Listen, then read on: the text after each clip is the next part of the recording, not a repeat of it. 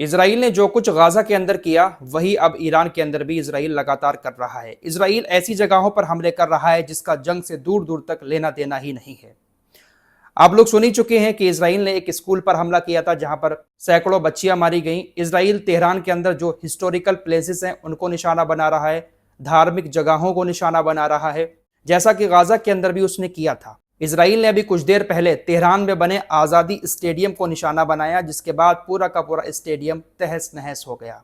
Tehran के इस आज़ादी स्टेडियम में अंतर्राष्ट्रीय फुटबॉल मैच खेले जाते थे। इसको इजराइल ने निशाना बनाया, एयर स्ट्राइक की और पूरा का पूरा स्टेडियम तहस नहस हो गया। इजराइल युद्ध के नाम पर सामने वाले देश की हर उस जड़ को हिलाता है जिसके जरिए वहां की नस्ल पढ़ लिख कर या खेल कर आगे बढ़ती है।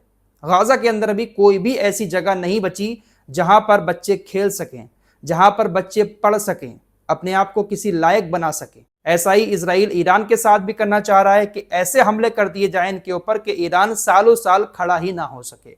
इसीलिए ईरान का जो इंफ्रास्ट्रक्चर है उसको इजराइल तोड़ने में लगा हुआ है। दोस्तों, अगर ईरान भी इन्हीं की तरह करना शुरू कर दे तो यकीन मानो ये खाड़ी के जितने भी देश है ना, एक एक बूंद पानी को तरस जाएंगे। आप लोग तो अच्छे से जानते हैं कि अरबी देशों के पास पानी तो है ही नहीं। जहां भी ये बोरिंग करते हैं, गड्ढा करते हैं, वहां तेल ही निकलता है। ये जो पानी पीते हैं, ये पानी कहीं बाहर से नहीं जाता है, बल्कि इन्होंने अपने देश के अंदर ही कुछ ऐसे प्लांट लगा रखे हैं जिसके जरिए समुद्र के खारे पानी को पीने लायक बनाया जा रहा है। इन प्लांट्स को डिसोलिनेशन प्लांट्स कहा जाता है। ये जितने भी खाड़ी के देश हैं, जिनके देश में तेल निकलता है, कहीं पर पानी है ही नहीं, 90% पानी ये लोग इसी तरह से पीते हैं। डिसोलिनेशन प्लांट के जरिए समुद्र के खारी पानी को डिस्टिल करके ये लोग पीने लायक बनाते हैं।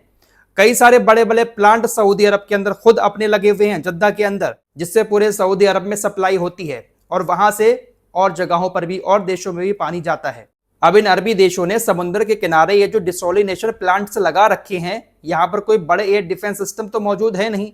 अगर गलती से भी एक मिसाइल ईरान ने इनके इन प्लांट्स पर दाग दी तो ये अरबी देश बूंद बूंद पानी को तरस जाएंगे। जितना भी पानी पिलता है इन अरबी देशों में, समुद्र के खाने पानी को ये लोग डिस्टिल करके ही पीने लायक बनाते हैं, वरना कहाँ इनके यहाँ पर रखा हुआ है पानी। जहां भी मारते हैं तेल निकलता है। लेकिन ईरान ऐसा नहीं करेगा। ईरान कर सकता है ऐसा, ईरान को सारी लोकेशंस भी मालूम है कहां पर प्लांट्स लगे हुए हैं और मिसाइल वहां पहुंच भी सकती है। अगर चाहे तो ईरान कर सकता है, लेकिन ईरान करेगा नहीं, क्योंकि ईरान इजराइल की तरह नहीं है। पिछले वीडियो में ही मैंने आपको बताया था, इजराइल पानी और बिजली की सुविधाओं को निशाना बना रहा है ईरान के अंदर। उन जगहों पर हमले कर रहा है ताकि पानी की किल्लत हो जाए ईरान को। लेकिन ईरान अगर चाहे तो इन अरबियों को घुटनों पर ला सकता है। खबर ऐसी भी आ रही है कि यूएई के अर्थव्यवस्था मंत्रालय ने अपने तमाम नागरिकों से कहा है कि जो जरूरत का सामान है आपका वही खरीदें, एक्स्ट्रा सामान खरीद कर अपने पास ना रखें। जिस चीज की आपको जरूरत है वही सामान खरीदें और उसका कोई अल्टरनेटिव तलाश करें। अगर वो सामान आपको नहीं मिल रहा है तो उसकी जगह कुछ और इस्तेमाल करें। सामान को बचाकर रखें, क्योंकि युद्ध चल रहा है और ये युद्ध कहां तक जाएगा कोई पता नहीं है। ये खाड़ी देश गाजा की जंग को पिछले 2 साल से मजे ले लेकर देख रहे थे। रमजान के महीने में बड़े बड़ी मंदियां ये लोग खाते थे। अब इनको असली हकीकत समझ में आ रही है कि जब जंग होती है और उसका असर जब हमारे ऊपर होता है तो लोग कितना परेशान होते हैं। इन अरबियों के पास पैसा तो बहुत सारा है, अमेरिका इजराइल के पास भी बहुत पैसा है, लेकिन कितना भी पैसा हो, पैसा जब जाता है तो तकलीफ तो होती है। ईरान का जो शाहिद ड्रोन है, जिसके बारे में मैं लगातार आपको बता रहा हूं, ये ड्रोन $20,000 से लेकर $50,000 के बीच में तैयार हो जाता है। लेकिन इसको मारने के लिए जो मिसाइल फायर की जाती है अमेरिका, इजराइल और तमाम खाड़ी के देशों की तरफ से, वो तकरीबन 30 लाख से लेकर $120 लाख की होती है। अब यूएई की अगर बात करें तो यूएई की तरफ से आज एक आंकड़ा जारी किया गया है। 5 मार्च 2026 को यूएई के एयर डिफेंस सिस्टम ने 7 बैलिस्टिक मिसाइलों का पता लगाया, जिसमें से 6 को रोककर खत्म कर दिया, जबकि एक बैलिस्टिक मिसाइल देश के अंदर गिर गई। यूएई के रक्षा मंत्रालय ने कहा कि उनके एयर डिफेंस सिस्टम ने 131 ड्रोन का भी पता लगाया, जिसमें से 125 को रोक लिया गया, जबकि 6 यूएई के अंदर गिरे। इनके बयान से ही पता चलता है कि इनके एयर डिफेंस सिस्टम ईरान की सभी मिसाइलों और ड्रोन्स को नहीं रोक पा रहे हैं। अभी पूरी खबर सुनिएगा जो मैं बताना चाह रहा हूं। जब से ये जंग शुरू हुई है, यूएई ने कहा कि हमारे ऊपर तकरीबन 196 बैलिस्टिक मिसाइलें दागी गई हैं, जिसमें से हमने 181 को खत्म कर दिया, 13 समुद्र में गिरी और 2 देश के अंदर गिरी। कुल 1072 ईरानी ड्रोन का भी हमने पता लगाया, जिसमें से 1001 को रोक लिया गया, जबकि 31 देश के अंदर गिरे। 8 क्रूज मिसाइलों का भी पता लगाया और उन्हें मार दिया गया। सारा आंकड़ा इन्होंने खुद बता दिया है कि कितने ड्रोन हमारे देश के अंदर गिरे हैं और कितनी मिसाइलें गिरी हैं। अब इन्होंने जो ईरान की हजारों मिसाइलें और ड्रोन्स रोके हैं, जो मार गिराए हैं, वो कैसे गिराए हैं? वो अपने इंटरसेप्ट मिसाइलों के जरिए गिराए हैं और एक की कीमत कितनी है वो मैं आपको पीछे बता चुका हूं। तो कितना बड़ा नुकसान सिर्फ यूएई का करा दिया है ईरान के सस्ते से ड्रोन और मिसाइलों ने। ईरान के ये ड्रोन और मिसाइलें भले ही इनके देश में तबाही नहीं मचा रही हैं, लेकिन इनका आर्थिक नुकसान बहुत ज्यादा हो रहा है। हिल गए ये लोग अंदर से। एक चीज और आप लोगों को बता दूं दोस्तों, ये हिजबुल्लाह जो जंग में आया है या यमन के हूतीज जो हमले कर रहे हैं ड्रोन के जरिए या मिसाइलों के जरिए या रॉकेट के जरिए, ये हमले इसलिए ईरान के लिए जरूरी हैं, भले ही इनके हमलों को रोक लिया जाता हो, लेकिन इनके हमलों को रोकने के लिए इंटरसेप्ट मिसाइल इस्तेमाल करनी पड़ती है। और यही एक बहुत बड़ी मुसीबत इन तमाम देशों के लिए होने वाली है।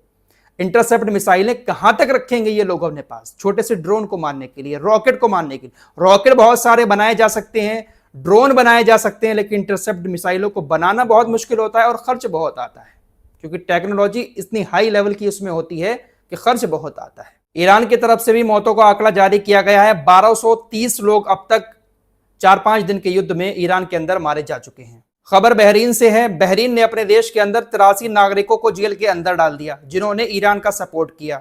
युद्ध शुरू होने के बाद अमेरिका इजराइल ने ईरान के ऊपर जो हमला किया, उस हमले के खिलाफ बहरीन के अंदर काफी सारे लोग बातें कर रहे हैं, सोशल मीडिया पर पोस्ट कर रहे हैं, लिख रहे हैं, वीडियो भी बना रहे हैं। तो 83 ऐसे लोगों को गिरफ्तार करके जेल में डाल दिया जिन्होंने इस हमले के खिलाफ बात की थी सोशल मीडिया पर।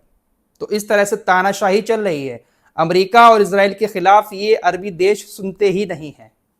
आप जरा इनके लेवल को चेक करिए दोस्तों। ये खबरें इसलिए बता रहा हूं मैं ताकि आपको इनकी असली हकीकत पता चल सके।